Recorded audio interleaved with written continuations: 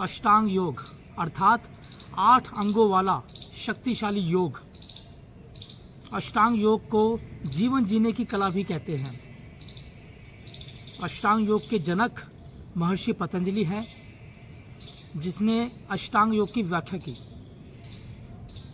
और एक ऐसा सुंदर मार्ग बताया जिसका पालन करके हर व्यक्ति योगी बन सकता है। महर्षि पतंजलि के अनुसार योग को 8 अंगों में विभाजित किया गया है।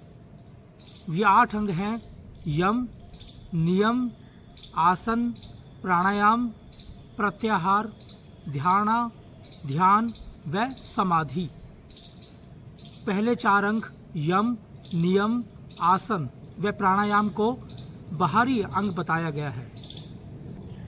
वहीं आखिरी 3 अंग धारणा, ध्यान व समाधि को आंतरिक अंग बताया गया है। इन बाहरी और आंतरिक अंगों को परस्पर जोड़ने का काम करता है प्रत्याहार, जो अष्टांग योग का 5वां अंग है। अष्टांग योग का मुख्य उद्देश्य है योग की अवस्था तक पहुंचना। योग अर्थात बुद्धि, मन व आत्मा का एक बेहतरीन संतुलन। एक ऐसी अवस्था जहां पे मन के विकार खत्म हो जाते हैं। अर्थात योग एक ऐसी अवस्था है जहां पर आपके मन की सारी बुराइयां दूर हो जाती हैं, सारा क्लेश दूर हो जाता है और आप अपने चैतन्य स्वरूप को पहचान पाते हैं। आइए जानते हैं वो मुख्य 8 अंग जिनका आप पालन करके एक अष्टांग योग के मार्ग पर चल सकते हैं। अष्टांग योग का पहला अंग है यम। यम को भी 5 भागों में विभाजित किया गया है। वे हैं अहिंसा, सत्य, अस्तेय, ब्रह्मचर्य व अपरिग्रह। यम अर्थात समाज के प्रति जो आपके उत्तरदायित्व हैं वो यम की श्रेणी में आते हैं। पहला यम है अहिंसा। किसी भी प्राणी के साथ हिंसा के भाव से दूर रहना, उसके साथ मधुर संबंध स्थापित करना ही अहिंसा का प्रमुख उद्देश्य है। फिर चाहे अपनी वाणी से, अपने कर्म से, अपने व्यवहार से किसी भी तरीके की हिंसा से अपने आप को दूर करना ही अहिंसा का प्रमुख उद्देश्य है। दूसरा यम है सत्य। आपके व्यवहार में सत्य का होना। आप जो भी बोल रहे हैं उसमें सत्य झलकना चाहिए, अर्थात ट्रूथफुलनेस। जो भी आप बोलते हैं वो सच होना चाहिए और आपको झूठ से हमेशा दूर रहना चाहिए।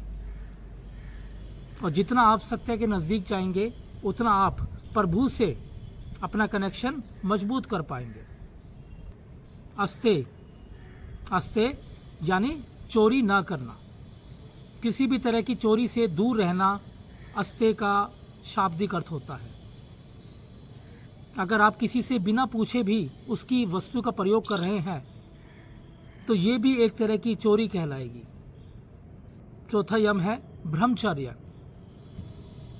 ब्रह्मचर्य है आपकी अंदर की ब्रह्म ऊर्जा, यानी किसी भी गलत आचरण से दूर रहना। किसी स्त्री को, किसी मनुष्य को गलत दृष्टि से ना देखकर उसे एक बेहतर मनुष्य देखना ही ब्रह्मचर्य का वास्तविक अर्थ है। हमारी ऊर्जा को ब्रह्म ऊर्जा तक ले जाना ही ब्रह्मचर्य का प्रमुख उद्देश्य है। गलत व्यवहार, गलत वाणी, अश्लील सामग्री, इन सभी वस्तुओं से दूर रहना ब्रह्मचर्य का प्रमुख अंग है। आखिरी यम अपरिग्रह अर्थात जरूरत से ज़्यादा वस्तुओं का उपभोग व संचय करना अपरिग्रह के अंदर आता है। आपकी जितनी आवश्यकता है उतना ही आपको वस्तुओं का संचय करना चाहिए, उतनी ही आपको वस्तुएं इकट्ठी करनी चाहिए, नहीं तो आप योग के मार्ग से भटक सकते हैं। अष्टांग योग का दूसरा अंग है नियम। खुद के प्रति आपका क्या उत्तरदायित्व है वो नियम की श्रेणी में आता है। 5 नियम बताए गए हैं: शौच, संतोष, तप, स्वाध्याय, ईश्वरी परिधान। शौच, शौच का शाब्दिक अर्थ है पवित्रता, शुद्धि। ये शुद्धि बाहरी तल पर भी और आंतरिक तल पे भी। अपने शरीर को एक मंदिर मानना और उसकी लगातार शुद्धि करना। सुबह ब्रह्मचर्य में उठना, ठंडे पानी से स्नान करना, पूजा पाठ करना।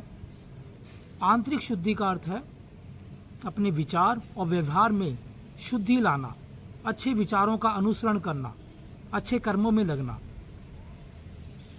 संतोष अर्थात संतुष्टि। आपके पास जो कुछ भी है उसी में ही संतोष करना, उससे ज्यादा चीजों की कामना करना ये गलत होगा। अष्टांग योग में जो भी ईश्वर ने आपको दिया है लगातार उसके लिए ईश्वर का धन्यवाद करना। अगला नियम है तप, यानी तपस्या करना।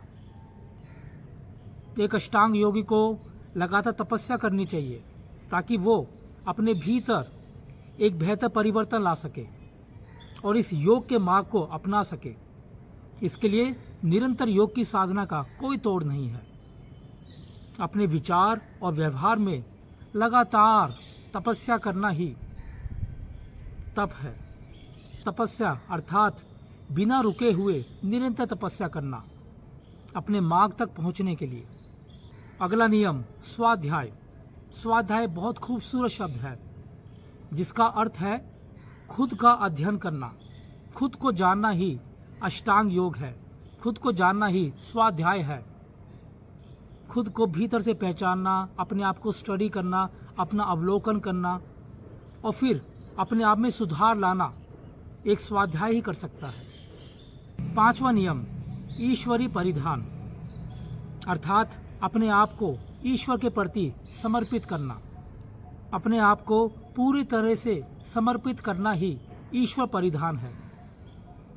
ईश्वर यानी भगवान, देव, जो ये पूरे संसार को चला रहा है और जिसकी मर्जी के बिना पत्ता भी नहीं हिल सकता। फिर चाहे वो आपके माता पिता हैं, गुरु हैं, एक ऐसी दिव्य शक्ति जिस पर आप विश्वास करते हैं, उसके प्रति आपको पूर्ण समर्पित होना पड़ेगा। अष्टांग योग का तीसरा अंग है आसन। महर्षि पतंजलि ने आसन के बारे में बहुत खूबसूरत लिखा है। स्थिरम सुखम आसन अर्थात आसन एक ऐसी अवस्था है जिसमें आप स्थिर होकर सुखपूर्वक बैठ सकते हैं। लगातार एक ही अवस्था में बैठे रहना आसन कहलाता है, जहां पर आपकी सांसों की स्थिरता हो, जहां पर आपके मन की स्थिरता हो। तो ऐसी अवस्था आसन के अंतर्गत आती है। जैसे जैसे आप आसन में ठहरते हैं वैसे वैसे आपकी भीतर की ग्रंथियां, भीतर के विकार दूर होने लगते हैं और आप अपना सीधा संबंध अपने शरीर, मन और आत्मा से मिला पाते हैं। चौथा अंग प्राणायाम। आसन में सिद्धि करने के पश्चात एक व्यक्ति, एक योगी प्राणायाम के नजदीक आता है। प्राणायाम अर्थात सांसों का विस्तार, जो आपकी लाइफ फोर्स है, जो आपकी जीवन शक्ति है, आपकी प्राणिक ऊर्जा। प्राणायाम में श्वास का लेना, श्वास का बाहर छोड़ना व कुंभक की क्रिया भी आती है। श्वास लेना जिसको हम पूरक कहते हैं, श्वास छोड़ना रेचक, व श्वास को एक जगह पर रोकना कुंभक। कुंभक दो प्रकार के बताए गए हैं। आंतरिक कुंभक यानी श्वास को अंदर ले जाकर वहां पे रोकना आंतरिक कुंभक, व श्वास को बाहर छोड़कर रोकना बाह्य कुंभक। प्राणायाम सांसों का विस्तार है, आपकी सांसों का एक्सपेंशन है। प्राणायाम अर्थात अपनी जीवन शक्ति को बढ़ाना। छोटे छोटे सांसों से, उखड़े हुए सांसों से आपका मन बिखर जाता है, मन एकाग्रचित नहीं हो पाता। इसलिए जैसे जैसे हम प्राण का विस्तार करते हैं वैसे वैसे हमारा बिखरा हुआ मन धीरे धीरे एकाग्र होने लगता है और हम भीतर से अपने चैतन्य स्वरूप को पहचान पाते हैं। 5वां महत्वपूर्ण अंग है प्रत्याहार। प्रत्याहार एक सेतु है अष्टांग योग के पहले 4 अंग यम, नियम, आसन, प्राणायाम व अंतिम 3 अंग धारणा, ध्यान, समाधि।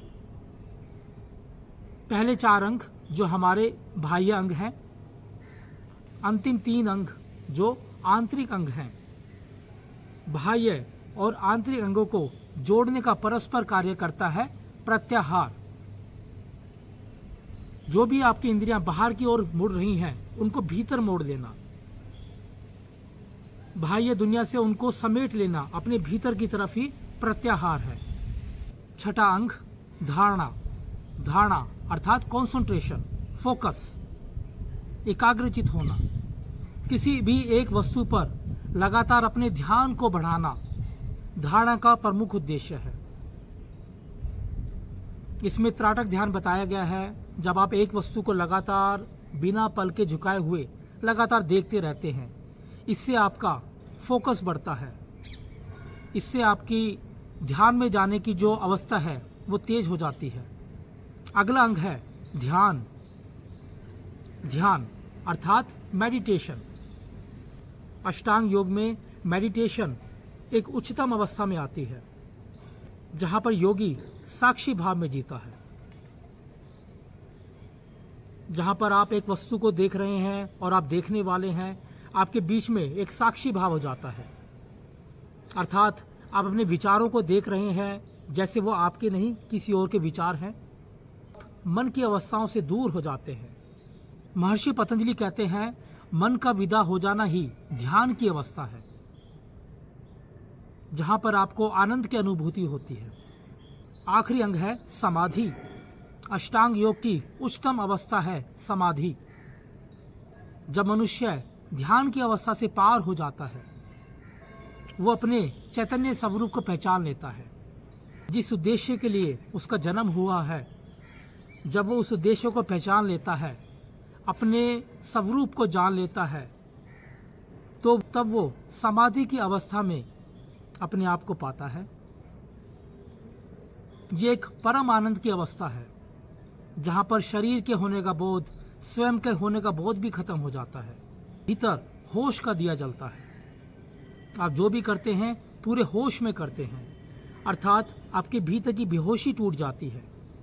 ये थे अष्टांग योग के 8 शक्तिशाली अंग, जिसकी निरंतर साधना से आप एक योग की अवस्था को प्राप्त कर सकते हैं। इसलिए योग को मात्र आसन व व्यायाम ना समझें। ये इससे कहीं ज़्यादा ऊपर की अवस्था है, उच्च अवस्था है योग। आइए महर्षि पतंजलि के अष्टांग योग को अपने जीवन का हिस्सा बनाते हैं।